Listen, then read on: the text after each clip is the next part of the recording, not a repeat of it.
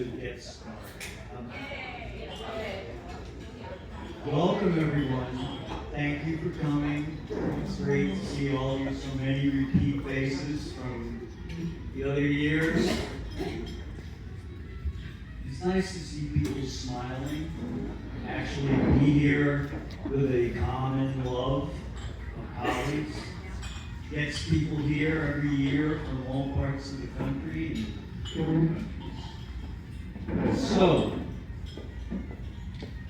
the program, as most of you know, will start with the Right Stuff Award, and then we'll do 2 inductions into the Hall of Fame. The Hall of Fame people are no longer with us. They passed away more than 5 years, but we all remember them so well for their contributions to the breed and to all of us. So it's like a really special event. So, the Right Stuff Award is awarded to someone who has demonstrated exceptional service to the breed, to the CCMA. These are people who have really made a difference. So this year, the Right Stuff Award, should I tell you who it is? Okay, the Right Stuff Award this year gives me great pleasure to call Mike Esch up here.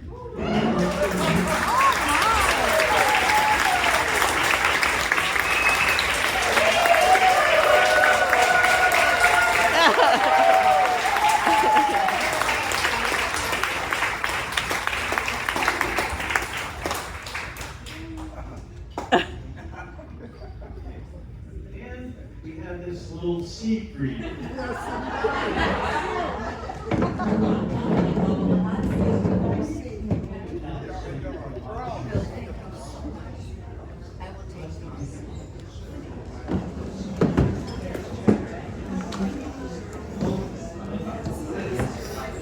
Now our presenter this year is none other than Michelle Esch.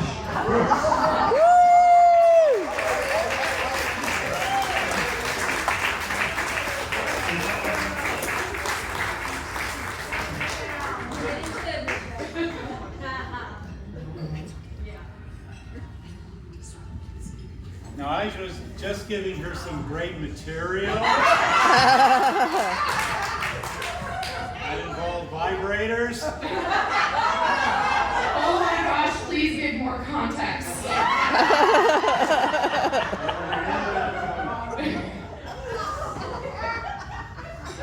Well, I cannot be up here tonight alone. I have a surprise for you, Dad.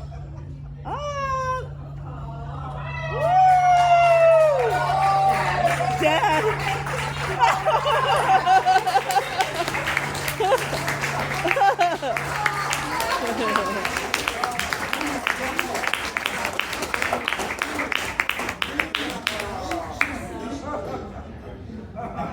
This has been a heck of a secret to keep.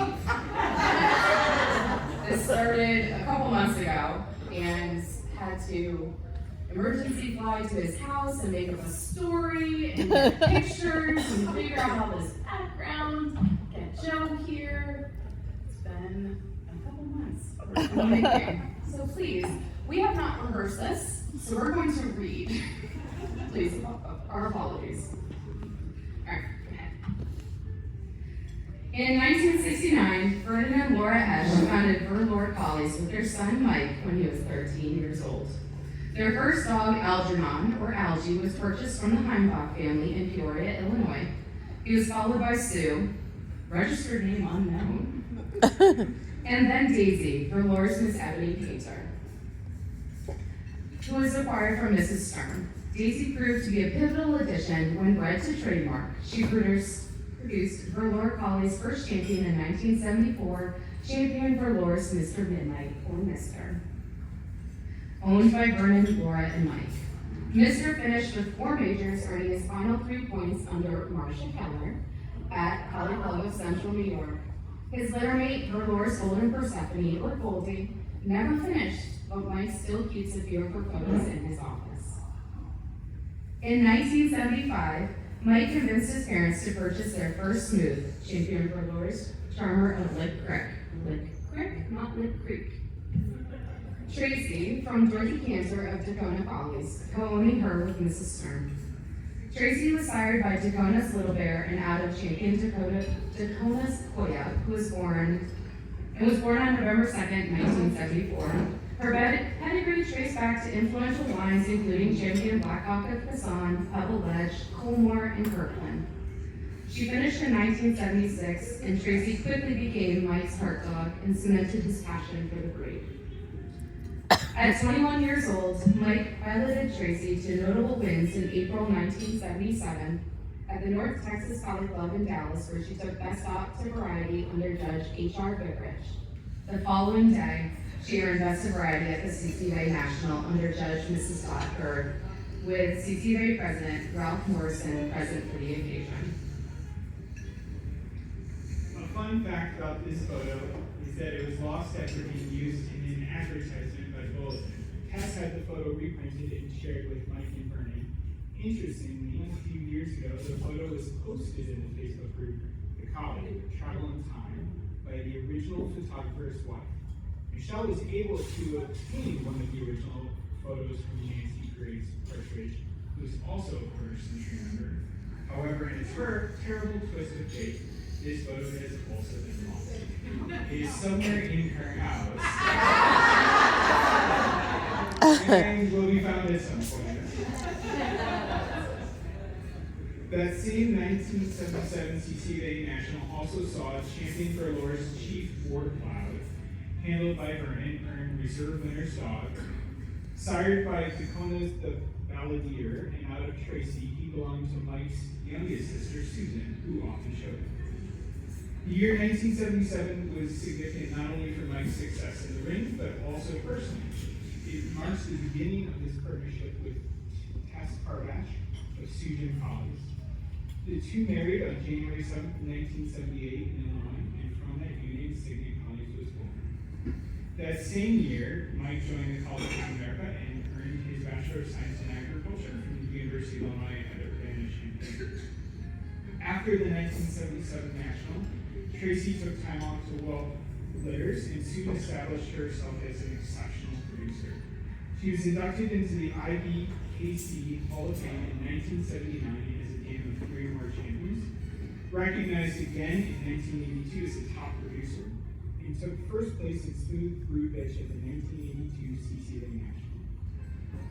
In 1980, Tracy was bred to champion Susan's Mr. Wonderful Hawks, owned by Sue, Jim, and Teresa Kardash, a dog who has earned a Reserve Winner's Dog in 1975 under Mrs. Laverne Walker. This breed, and Tracy herself, became a cornerstone of the Signet Collies Foundation. Tess contributed her own foundation bitch, Champion Nostalgic the Unholy Grail, or Puppet, to the Signet partnership. Tracy and Puppet shared Champion Colmore's Bow Street Runner as the sire-grandsire, and as Signet developed, nearly every dog can be traced back to either Tracy and Verlore or Puppet and Susan. As Tess later wrote on the Signet website, Mike and Tess cherish their roots and thank their parents for providing such a wonderful foundation on which to build, and build they did. From the 1980 Tracy Hossletter came Champion Verlore's Fascination in Black shoe, owned by Vernon and Laura. After winning Winner's Bitch and Best of Winner's Smooth at the 1980 CCA National under judges Barbara Schwartz and John Linderman, June produced Champion Signet's Lady of Verlore Megan, who would anchor an extraordinary living 6th-generation family maintained by Signet. Megan took second in brood bitch at the 1986 CCA.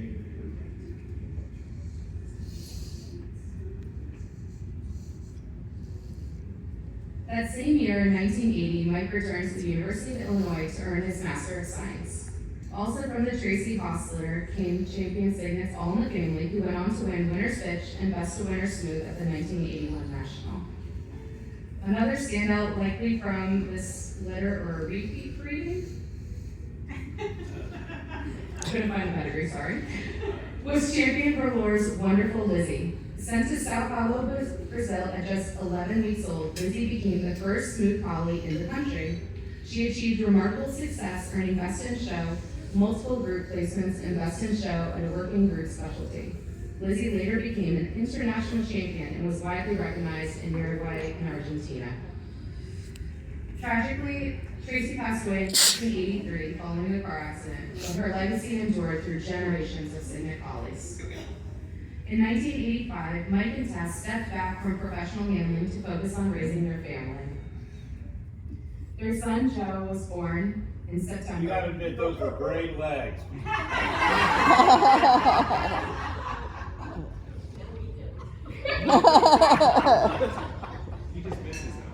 Their son, Joe, was born in September, followed by their daughter, Michelle, in 1988.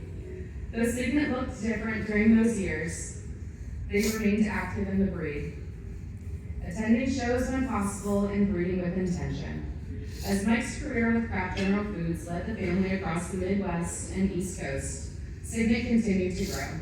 Mike later joined Spalding Sports Worldwide as Executive Vice President from 1998 to 2004, followed by a role as Executive Vice President of the International Supply Chain at Church & Dwight, where he remained until his retirement in 2021. This is where his story about vibrators is important. Ask him more later. Meanwhile, Tess kept Cygnet. That's out of sequence. Sorry. I think we have one out of sequence, sorry. Okay. Nope, go back to, never mind. Meanwhile, Tess kept Cygnet active in the show ring and encouraged Mike to become more involved with the CC of A. He served his first term as CC of A president from 2000 to 2004, and again from today, 2024 to 2028. He also served as treasurer from 2004 to 2024. Known for his willingness to step up, also known as Helium Hand, he also served as a 3-time host show chair, multi-year national show treasurer, and many more. Mike became a licensed judge for collies and juniors in 2005 and added Shelties in 2007. He judged at the 2013 CCBA National and received the AKC Good Sportsman Award in 2018. In 2024, he was also awarded the CCBA Meritorious Service Award. At the 2013 National, Mike put up Rough Winner's Pitch, who also took Best of Winners, Southlands Carnton. His Reserve Winner's Pitch rough was Spirit Wind Anticipation. His Rough Winner's Pitch. Smooth Winner's Pitch took also Best of Winners, Calabrese Filthy Rich. His Reserve Winner's Pitch Smooth was Lost Creek Ivy League, and his best junior handler was Kimberly Grant with Grand Champion Eris Give Me the Chills. I personally love the top photo. You know my father. What?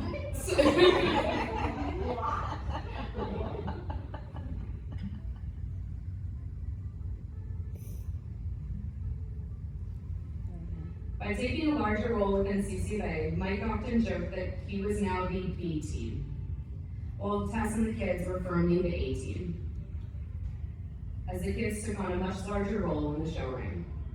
Joe and Michelle started showing at the ripe ages of 4 and 5 years old, making them third-generation collie fanciers. Mike's presence at shows, while not always in the ring, was still crucial to the success of Cygnet, as he was still guiding Cygnet's breeding program, working with Tess to determine the best dogs to keep, keeping puppies healthy at home, shocking the dogs outside at very cold winter specialties, and doing the underrepresented grunt work of managing a medium-sized breeding kennel. Returning to Megan's legacy, one of Cygnet's most remarkable achievements was a 6th-generation photo taken around Mother's Day in 1999. lineup included Champion Cygnus Family Affair Buffy, Champion Cygnus Generations Ginny, Champion Cygnus Hopelessly in Love R.O.M. Hope, and her offspring, Champion Cygnus Band of Gold R.O.M. Goldie, followed by the youngest generation, including Champion Cygnus Always and Forever Alley, and Cygnus Butterfly Kisses. Champion Cygnus Generations Ginny became Mike's next heart dog after Tracy, a compact, spirited, tricolor smooth, who dominated the ring and even served as Michelle's first junior dog in 1998. Ginny's granddaughter, Champion Cygnus Band of Gold Goldie, born in 1987, sired by Champion Marnus Gold Wheeler ROM, earned Best of Opposite Sex to Best Puppy at the 1998 CCA National. A later repeat breeding produced two exceptional lineages, Champion Cygnus Twice as Night P and Champion Cygnus Family Entertainer GG. Need to catch up a little bit. Sorry. One more.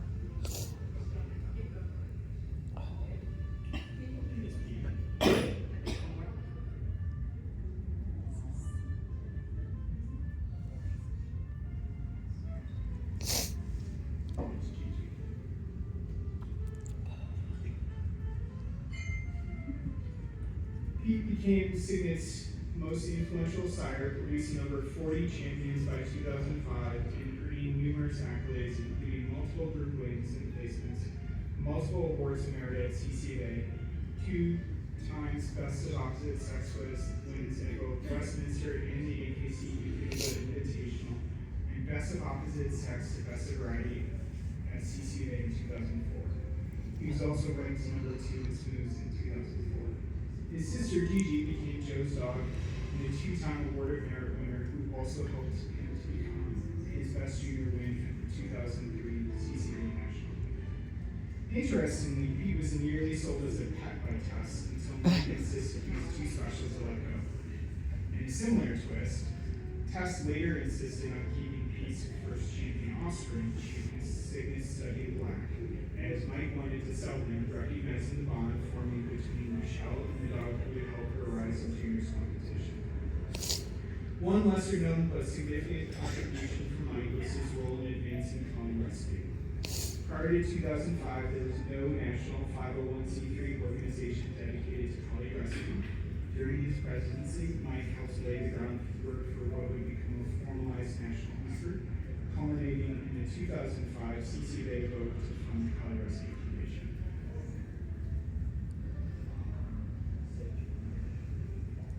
Not quite sure where we are on the slideshow at this point. I lost track. Go forward. Yeah. That was a Christmas card one year. Perfect. In 2011, by the time Joe and Michelle left for college and following Tessa's passing, Cygnet had produced over 90 champions. In 2011, Mike married Beth and later retired to Nashville, Tennessee. Today they keep just one dog connected to Michelle's line. Mike's most recent champion, Champion Cygnus Ray of Hope, bred by Carrie Lenhart and finished by Michelle, spent his retirement with Mike and Beth before passing away 2 years ago. Soon after, Michelle placed Ray's daughter, Rosie, Heritage Garden Party with them, where she is now happily enjoying her retirement and carting around on golf carts. Yeah. I'm not sure that Mike Go ahead. would have ever dreamed that 57 years after starting Burlar Collies with his parents, that he would be watching his granddaughter in the ring as a 4th-generation collie fancier. We're going to close with some words that his friends wrote for his Good Sportsman Award. There are some people whose impact can be measured in years of service or lists of accomplishments, but that never quite tells the whole story. Because what truly defines them isn't what they've done, but how they've done it. Calm in the storm, steady when it matters most, and generous with both time and wisdom, Mike is the person others turn to without hesitation. A voice of reason in difficult moments, a steady presence when decisions feel uncertain, and someone who listens first, speaks thoughtfully, and always seeks what's fair. Not for recognition, not for credit, but because it's simply who he is, to show up, to guide, to bring clarity where there is confusion, and to lead with integrity, fairness, and genuine heart. As Samuel Johnson once said, the true measure of a man is how he treats someone who can do absolutely no good. And in this case, that measure is clear in every quiet act, every steady decision, and every moment of unwavering dedication. And when we talk about what it matters, what it means to have the right stuff, it isn't about titles or recognition. It's about character, consistency, and the way someone shows up for others time and time again. And that is exactly what the right stuff looks like. Congratulations, Dan.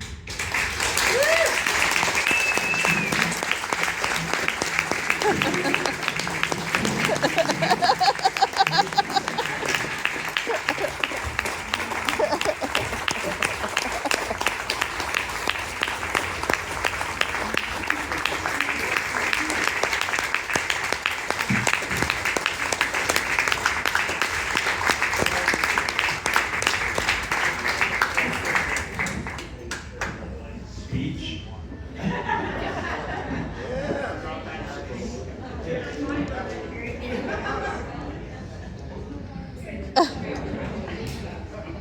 After today's problem, microphone for the annual meeting. I want to thank everybody for the award. It's, I'm really proud of the fact of 4 generations in the dog world. I think it's probably, I don't know if anybody in college ever had 4 generations actively showing. And certainly even in the all-breed world, it's not common. So I do thank you for the award. It's always fun. I'm not sure that there's going to be much more after the next presidency. We'll see. But 28 years as an officer is a long time to do that in a club. 28 years is actually longer than John. Yeah. Right? Right. The longest running officer in the club history. So it's been a good ride. We enjoyed everybody's time. Everybody's a friend. You put up with my stupid sayings. You laugh appropriately so I don't feel my fragile male ego being hit. I do appreciate that. But thank you again for the club. Thank you.